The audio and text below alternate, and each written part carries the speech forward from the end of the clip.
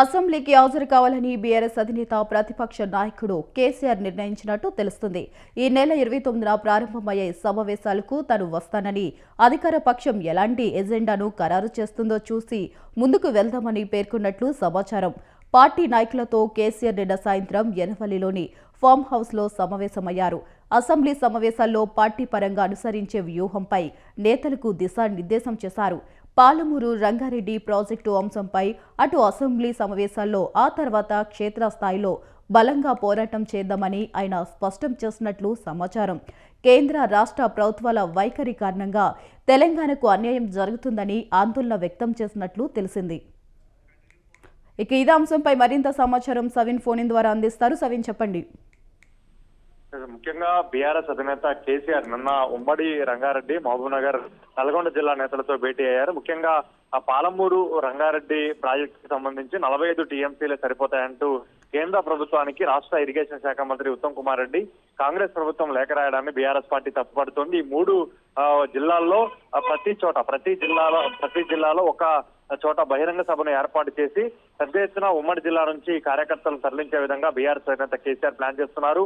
అందులో భాగంగానే కృష్ణా నదీ జలాలకు సంబంధించి, పాలమూరు రంగారెడ్డి ప్రాజెక్టుకు సంబంధించి ఎట్లాంటి ఎజెండాను తీసుకొని ప్రజల్లోకి వెళ్లాలి అనే దానిపైన ఈ 3 ఉమ్మడి జిల్లాల నేతలతో నిన్న మధ్యాహ్నం కేసీఆర్ భేటీ అయ్యారు. రాత్రి వరకు ఈ సమావేశం కొనసాగింది.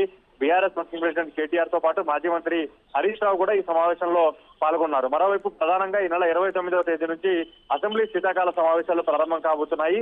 అసెంబ్లీ శీతాకాల సమావేశాల్లో ప్రభుత్వం ఎట్లాంటి ఎజెండాను తీసుకుంటుంది, ఆ ఎజెండాను బట్టి తాను కూడా అసెంబ్లీకి హాజరవుతారంటూ కేసీఆర్ చెప్పినట్టుగా తెలుస్తోంది. ఎందుకంటే 29వ తేదీ అసెంబ్లీ సమావేశాలు 3 నుంచి 4 రోజులు జరిగే అవకాశం కనబడుతుంది.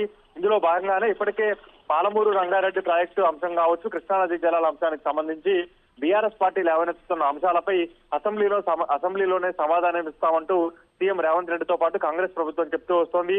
కేసీఆర్ అసెంబ్లీకి రావాలంటూ ఇప్పటికే సీఎం రేవంత్ రెడ్డి సవాల్ విసిరారు. అసెంబ్లీలో చర్చిద్దామంటూ కూడా రేవంత్ రెడ్డి స్పష్టం చేశారు. అందులో భాగంగానే ముఖ్యంగా పాలమూరు రంగారెడ్డి ప్రాజెక్టు అంశంతో పాటు కృష్ణానదీ జలాల అంశంపై పవర్ ప్లాంట్ ప్రజెంటేషన్ ను రాష్ట్ర ప్రభుత్వం అసెంబ్లీలో ఇస్తే ప్రధాన ప్రతిపక్షంగా బీఆర్ఎస్ పార్టీకి కూడా అవకాశం ఇవ్వాలంటూ బీఆర్ఎస్ పార్టీ డిమాండ్ చేసే అవకాశం కనబడుతోంది. మరోవైపు జనవరి 1వ తేదీన పాలమూరు రంగారెడ్డి ప్రాజెక్టు అంశంతో పాటు ఇరిగేషన్ ప్రాజెక్టులకు సంబంధించి పవర్ ప్లాంట్ ప్రజెంటేషన్ ను రాష్ట్ర ప్రభుత్వం తరపున ఇరిగేషన్ శాఖ మంత్రి ఉత్తమ్ కుమార్ రెడ్డి ప్రజాభవన్ లో ఇవ్వబోతున్నారు. కాంగ్రెస్ పార్టీకి సంబంధించిన ఎమ్మెల్యేలు, ఎమ్మెల్సీలు, మంత్రులు హాజరు కాబోతున్నారు. కాబట్టి దీనికి సంబంధించి ప్రభుత్వం తీసుకోబోయే ఎజెండా ఆధారంగా బీఆర్ఎస్ పార్టీ కూడా ఎజెండాను రూపొందించుకుని అసెంబ్లీలో, ముఖ్యంగా అసెంబ్లీ సమావేశాలను 15 రోజుల పాటు జరపాలంటూ కూడా డిమాండ్ చేసే అవకాశం కనబడుతుంది. ఓవరాల్ గా చూస్తే ముఖ్యంగా పాలమూరు రంగారెడ్డి ప్రాజెక్టు అంశంతో పాటు కృష్ణానదీ జలాల అంశానికి సంబంధించి అసెంబ్లీ సమావేశాల్లో ప్రభుత్వాన్ని నిలదీయడం, మరోవైపు కేంద్ర ప్రభుత్వానికి కూడా లేఖ రాసి కేంద్ర ప్రభుత్వం రాష్ట్ర ప్రభుత్వంపై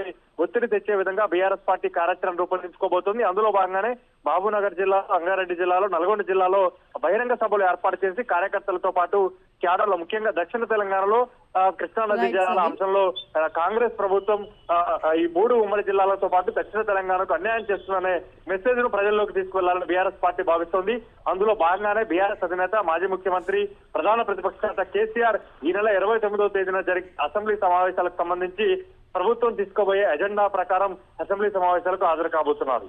రైట్, థ్యాంక్స్ ఫర్